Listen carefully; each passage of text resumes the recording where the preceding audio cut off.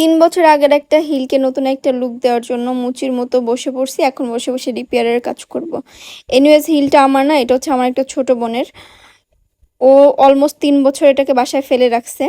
তো ফেলে রাখতে রাখতে ওদিন আমাকে বলতেছিল, আপু আমি তো এই হিলটা পরি না, এটার হাইট অনেক বেশি, অলমোস্ট 3.5 ইঞ্চ বা 4 ইঞ্চির মতো। তুমি তো হাই হিল পরো, এটা তুমি নাও, নিয়ে পরো।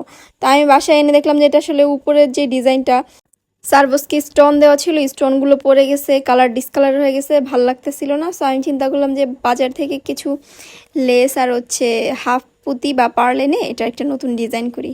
সো ওই হিসাবেই আমি কাজ করতে বসছিলাম। কিন্তু আরও একটা আকাম করছি, সেটা হচ্ছে এইটার বিফোর অ্যান্ড আফটার আমি কতগুলো ভিডিও ক্যাপচার করছিলাম।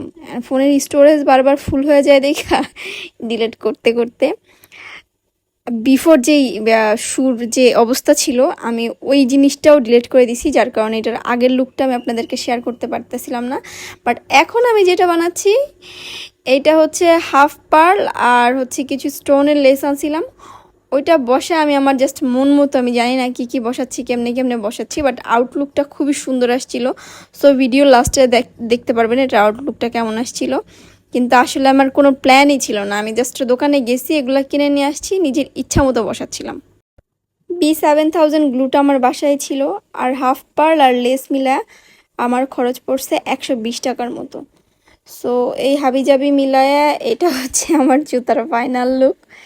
একটা কমপ্লিট করছি আর একটা হাফ, আর এইটা হচ্ছে টোটাল জুতাটা। সো কেমন হয়েছে সবাই জানাবেন।